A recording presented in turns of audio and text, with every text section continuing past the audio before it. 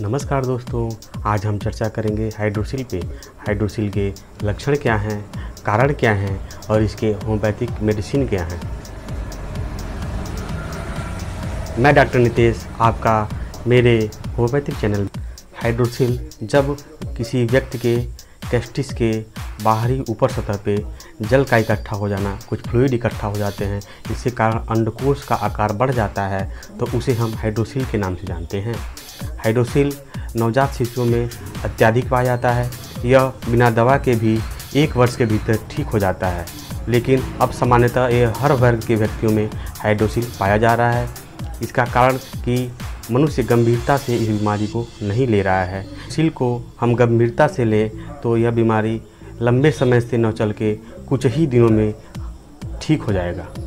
गंभीरता से न लेने के कारण यह बीमारी अत्यधिक तेज़ी से फैल रहा है। कुछ आंकड़ों के अनुसार यह पूरे भारत में 40 मिलियन व्यक्तियों तक। हाइड्रोसिल 2 प्रकार के होते हैं, कम्युनिकेटिंग हाइड्रोसिल और non communicating hydrocele. Communicating hydrocele में जब अंडकोश की थैली पूरी तरह से बंद हो जाती है, उसमें दर्द होता है और उसके आकार बढ़ जाते हैं, उसमें स्वेलिंग होती है, ये कम्युनिकेटिंग हाइड्रोसिल है। सामान्यतः कम्युनिकेटिंग हाइड्रोसिल जिन व्यक्तियों को हर्निया हुई होती है उनको होता है। हर्निया एक दूसरी बीमारी है, इस पे हम अगले वीडियो में चर्चा करेंगे। दूसरा नॉन कम्युनिकेटिंग हाइड्रोसिल, यह एक अलग प्रकार का हाइड्रोसिल है। इसमें अंडकोश की थैलियाँ बंद हो जाती हैं और कुछ शरीर में पानी इकट्ठा हो जाता है। यह नॉन कम्युनिकेटिंग हाइड्रोसिल है। यह सामान्यतः नवजात शिशु में पाया जाता है और यह बिना दवा के भी ठीक हो जाता है। आइए अब हम इसके कारण पर चर्चा।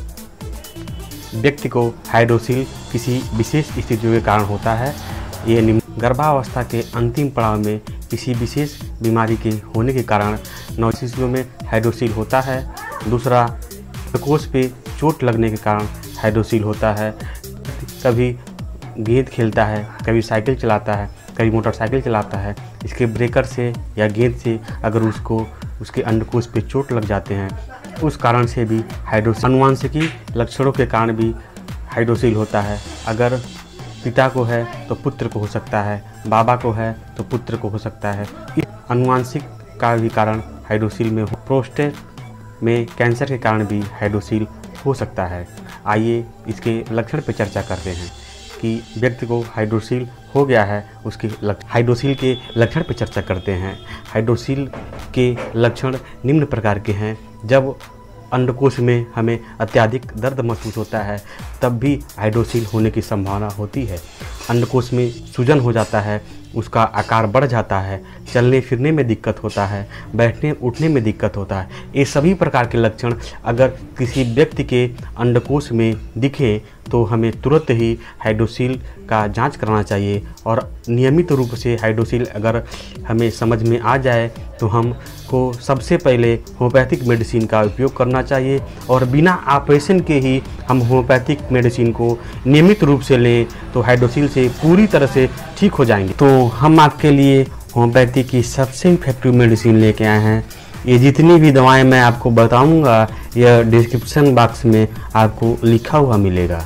पहली दवा है आर्निका मोंटाना। आर्निका मोंटाना को दिन में 3 बार लेना है, 4 बूंद जीभ पे, सुबह दोपहर शाम। यह दवा 3 दिनों तक लगातार चलेंगे। उसके अगले दिन से यानी चौथे दिन से केवल रात में आर्निका मोंटाना को जीभ पे 4 बूंद लेना है। आपके अंडकोश में अगर दर्द होते रहेंगे, दर्द में राहत मिलेगा।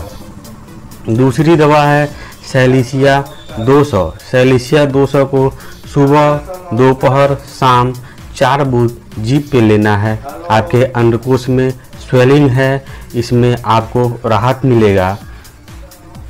इस दवा को नियमित सेवन करें, आपको विशेष लाभ मिलेगा।